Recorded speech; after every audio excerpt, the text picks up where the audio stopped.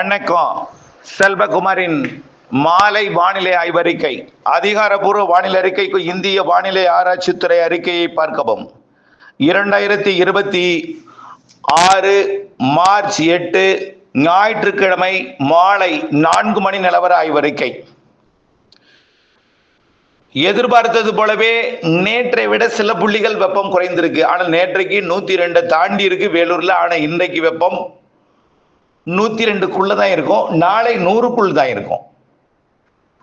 வேலூர், ஈரோடு மற்றும் கரூர், கோவில்பட்டி, பாளையங்கோட்டை, மதுரை, இந்த பகுதியெல்லாம், சேலம், கரூர், இந்த பகுதி எல்லாமே கொஞ்சம், தாராபுரம் உட்பட தாராபுரம், உடுமலைப்பேட்டையில் கொஞ்சம் அதிகபட்ச வெப்பம் பதிவாயிருக்கும். நாளை 100 டிகிரிக்கு கீழே குறைஞ்சிரும். 100 டிகிரிக்கு கீழே குறைஞ்சிரும். நாளை 9ஆம் தேதி நாளை ஒரு சில இடங்கள்ல தூறலுக்கே வாய்ப்பு இருக்கு. கொஞ்சம் மேகமூட்டம் வர தொடங்கிடும். நாளைக்கே காற்று சுழற்சி இலங்கை மற்றும் அதனை ஒட்டியுள்ள மன்னார் வளைகுடா, குமரி கடற்பகுதியை வந்தடைந்திருக்குது. அந்த காற்று சுழற்சி தொடர்ந்து மேலும் ஒரு காற்று சுழற்சியும் வந்து கொண்டிருக்கு. ஆக இந்த காற்று சுழற்சி கிழக்கு காற்று நிலநடுக்கோட்டு இந்திய பெருங்கடல் வரைக்கும் நீடிக்குது. நிலநடுக்கோட்டு இலங்கையோட தென்கிழக்கு புறம் வரைக்குமே நீடிக்குது. இந்த காற்று சுழற்சி கிழக்கு காற்றை கொண்டு வந்து 10ஆம் தேதியிலிருந்து ஏற்ற போகிறது. செவ்வாய்க்கிழமை முதல் தூறல் நனைக்கும் மழைப்பொழிவு சாதகம் தெரிகிறது. திருவள்ளூர்ல இருந்து தூறல் நனைக்கும் மழை இருக்கும். நாளைக்கே ஒரு சில இடத்துல தூறலாம். நாளைக்கே கொஞ்சம் மேகமூட்டம்லாம் வந்துடும். நாளையே கொஞ்சம் வெப்பம் குறைஞ்சிரும். இது வரைக்கும் 100 டிகிரியை தாண்டியது வேலூர், ஈரோடெல்லாம் நாளைக்கெல்லாம் 100 டிகிரிக்குள்ள தான் இருக்கும். தொடர்ந்து இது இந்த மாத இறுதி வரைக்குமே 100 டிகிரிக்குள்ள தான் இருக்கும்.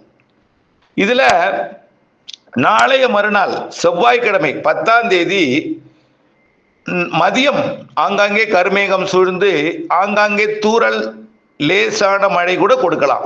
நனைக்கும் மழை, தூறல் வாய்ப்பு இருக்கிறது ஆங்காங்கே. 10ஆம் தேதி மதியம். மாலை என்ன ஆகும்னா, உள் மாவட்டங்களுக்கும் வட உள் மாவட்டங்கள் மற்றும் டெல்டாவிற்கு உள்ளே இருக்கக்கூடிய மாவட்டங்கள், ரொம்ப கர்நாடக எல்லையோர வரைக்கும் போகாது. வேலூர், திருப்பத்தூர், திருவண்ணாமலை, சென்னை, திருவள்ளூர், காஞ்சிபுரம், செங்கல்பட்டு, அப்புறம் புதுச்சேரி, கடலூர், விழுப்புரம், கள்ளக்குறிச்சி, அரியலூர், பெரம்பலூர், டெல்டா மாவட்டங்கள், இது வரைக்கும்.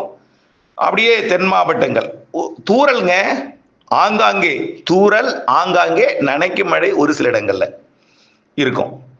அவ்வளவுதான். இது எப்போ? 10ஆம் தேதி. சரி, 11ஆம் தேதி புதன்கிழமை கொஞ்சம் கூடுதல் பரப்புல மேற்கு தொடர்ச்சி மலை வரைக்கும் கிடைக்கும்.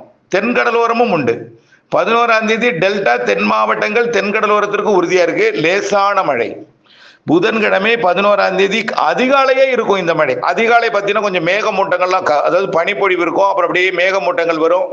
மேகமூட்டம் விலகி அப்படியே கருமேகங்கள் ஆங்காங்கே சூழ்ந்து காலையிலேயே மழை வாய்ப்பு இருக்கு. 11ஆம் தேதி புதன்கிழமை ஒரு சில இடங்கள்ல நனைக்கும் மழை, லேசான மழை. ஒதுக்கி ஆங்காங்கே, எல்லோருக்கும் சொல்லல, உங்களுக்கு பெய்யலாம், அது தூறல் இல்லாம கூட போகலாம். அருகிலே எங்காவது இருக்கும், விசாரித்தால் தெரியும். அது உங்களுக்கு கூட கொடுக்கலாம், உங்களுக்கு அறுவடை பண்ணிக்கிறதுல நினைக்கலாம். இப்படித்தான் இருக்கும். ஆனால் கடலூருக்கு தெற்கே, சேலத்துக்கு தெற்கே, கோயம்புத்தூர், ஈரோடுக்கு தெற்கே, இந்த தென் மாவட்டங்கள் குமரிமுனை வரைக்கும் ஆங்காங்கே இருக்கும். லேசான மழை கூட இருக்கும், ஆங்காங்கே இருக்கும். கொஞ்சம் கூடுதல் பரப்புல இருக்கும். ஆனால் ஒதுக்கி ஆங்காங்கே லேசான மழை, நனைக்கும் மழை. இதான், பெருமழையெல்லாம் இல்லை. வரக்கூடிய புதன்கிழமை 11ஆம் தேதி காலை, மதியம், மாலையில கொஞ்சம் தென் மாவட்ட மேற்கு தொடர்ச்சி மலையில கொஞ்சம் கூடுதல் பரப்புல இருக்கும். தென் கடலோரத்திலையும் இருக்கும். ராதாபுரம், தூத்துக்குடி, கன்னியாகுமரி, திருநெல்வேலி, தென்காசி, திருநெல்வேலியோட மேற்கு தொடர்ச்சி மலை, விருதுநகர் மாவட்டம், ராமநாதபுரம், இதெல்லாமே இருக்கும் 11ஆம் தேதி. நள்ளிரவு 12ஆம் தேதி அதிகாலையில தென்கடலோரத்துக்கு அந்த காற்று சுழற்சி வர இருக்கு. குமரி கடல், மன்னார் வளைகுடா பகுதிக்கு வந்து தென்கடலோரத்திற்கு நல்ல மழைப்பொழிவை கூட கொடுக்கலாம். ராமநாதபுரம், தூத்துக்குடி, திருநெல்வேலி, தென்காசி மாவட்டத்திற்கும் கன்னியாகுமரிக்கும் ஆங்காங்கே ஒரு சில இடங்கள்ல லேசானது முதல் மிதமான மழைப்பொழிவை 11ஆம் தேதி நள்ளிரவு 12ஆம் தேதி கொடுக்கலாம். நம்ம சொல்லியிருக்கிறது என்ன தெரியுமா? நேற்றுக்கு அறிக்கையில் கூட 10, 11, 12 மழை வாய்ப்பு எங்கெங்கேன்னு போட்டிருந்தோம். அதுதான் இது. இன்னைக்கு சொல்லலை, ரொம்ப நாள் ஆச்சு இது சொல்லி. நாம சொல்லி நீண்ட காலம் ஆகிறது. அடுத்த சிஸ்டம், இந்த மழைப்பொழிவு இப்படி 12ஆம் தேதி வரைக்கும் தான். அடுத்த சிஸ்டம் நம்ம சொன்னது 15லேருந்து 20 வரைக்கும் சொல்லியிருக்கிறோம். அது நீண்ட கால அறிக்கையிலே சொல்லியிருக்கிறோம். அந்த சிஸ்டம் 17, 18, 19, 20 இந்த தேதிகளில் மிதமானது முதல் சற்று கனமழை பொழிவு கூட கொடுக்கலாம். கண்டிப்பாக வடகடலோரம் வடபுல் பகுதிகளுக்கு மிதமானது முதல் சற்று கனமழை உறுதியாகவே தெரிகிறது. மிதமானது முதல் சற்று கனமழை. ஒரு சில இடங்கள்ல தான் தெரியும். ஒதுக்கி தான், எல்லாருக்கும் பரவலாக கிடையாது. ஏதோ வலிமையான பெரிய நிகழ்வெல்லாம் கிடையாது. அதாவது மழையை பரவலாக கொடுக்கும், ஒதுக்கி இருக்கும். அதாவது வழக்கமாக இந்த கோடையில் பெய்கிற மழையை விட கொஞ்சம் கூடுதல் வாய்ப்பு இருக்கு. இந்த மாதம் 18ஆம் தேதி 19, 17, 18, 19, 20, 18, 19 கண்டிப்பாக நல்ல மழை இருக்கு. அனைத்து மாவட்டங்களுக்குமே தெரியுது. குறிப்பாக வடகடலோரம் ஆந்திரா, கர்நாடகா எல்லையோரம், தெற்கு ஆந்திரா, தெற்கு கர்நாடகா, ஆந்திரா, கர்நாடகா, ஒடிசா, மேற்கு வங்கம் வரைக்கும் கூட இருக்கும். உள்ள தெலுங்கானா வரைக்கும் கூட மழைக்கு வாய்ப்பு இருக்கு.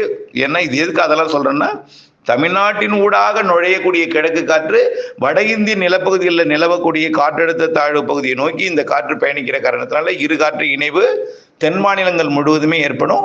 வட மாநிலங்களில் கூட ஆங்காங்கே மழை இருக்கும். அதாவது வடகிழக்கு மாநிலங்கள்லையும் மழை இருக்கும். ஆகவே இது ஏற்கனவே நம்ம சொன்னது தான். ஆகவே மீண்டும் ஒரு முறை, இது மழைக்கான எச்சரிக்கை அல்ல, மழை எதிர்பார்ப்பவர்களுக்கான அறிவிப்பு அல்ல. இந்த மழை பரவலாக பெய்யாது. ஆனால் 2 நிகழ்வு இருக்குன்னு ஏற்கனவே சொல்லியிருக்கிறோம். ஆனால் நான் பொறுத்திருங்கள், இந்த நிகழ்வு இன்னும் வரல. 2வது நிகழ்வு அதோட தீவிரத்தன்மையெல்லாம் ஆய்வில் இருக்கு. கொஞ்சம் கூடுதல் தீவிரம் இருக்கலாம்னு சொன்னா நீங்க என்ன செய்வீங்க? இன்றையோட இந்த வானிலை அறிக்கை கேட்டு இருக்கலாம்னுட்டு ஏதாவது ஒரு தேவையில்லாத முன்னெச்சரிக்கை எடுப்பீங்க, பச்சையா பிடிச்சி அறுவடை பண்ணுவீங்க, தேவையில்லாததை என்ன மனவேதனைப்படுத்துவீங்க. நல்லா புரிஞ்சுங்க, இது யாரை சொல்றாங்கிறது தெரியும். இந்த மாதிரி வேலையை வச்சுக்காதீங்க. எனக்கு ரொம்ப ரொம்ப கஷ்டமா இருக்கு, தெரியுதுங்களா? ஓகே. ஆகவே ஒதுக்கி ஆங்காங்கே தூறல் நனைக்கும் மழை 10, 11, 12 தெற்கே வடகடலோரம் முதல்ல இருக்கும். 10ஆம் தேதி 11 தெற்கே இருக்கும். 12ஆம் தேதி தென்கோடி, தென் மாவட்ட மேற்கு தொடர்ச்சி மலை. அடுத்தது 17, 18, 19, 20 பெரும்பாலான மாவட்டங்கள் இருக்கும். கண்டிப்பாக ஆந்திர, கர்நாடக எல்லையோரம், வடகடலோரம், டெல்டா இது எல்லாமே இருக்கும். தென் மாவட்டங்களுக்கு இருக்கும். கேரளாவுக்கும் கர்நாடகாவும் இருக்கும். ஒதுக்கி ஆங்காங்கே என்பதை புரிஞ்சுங்க. அதே போல மாத இறுதியிலையும் ஒரு நிகழ்வு இருக்கு. அதுவும் கொஞ்சம் தென் மாநிலங்கள் முழுவதுமே ஆங்காங்கே பெய்வதற்கு வாய்ப்பு இருக்கு. ஏப்ரல், மே வெயிலும் இருக்கும், மழையும் இருக்கும். மாதத்திற்கு ஒரு நிகழ்வு இருக்கு. ஒரு நிகழ்வால் 3, 4 நாட்களுக்கு மழை வாய்ப்பு இருக்கு. ஏப்ரல்ல கண்டிப்பா வெயில் 104 டிகிரி வரைக்கும் போனாலும் அது ஒரு சில இடங்கள்ல 104க்கு போகும். இந்த நேற்றைக்கு இன்றைக்கு இருந்தது இல்லை, இதை விட ஒரு 2 டிகிரி கூடலாம், அவ்வளவுதான். அக்னி நட்சத்திர காலத்துல மழையே இருக்க வாய்ப்பு இருக்கு, நிகழ்வு இருக்க வாய்ப்பு இருக்கு. மாதத்துக்கு ஒரு நிகழ்வு உறுதி. முன்கூட்டியே தொடங்கும் தென்மேற்கு பருவமழை மே இறுதி வாரம்.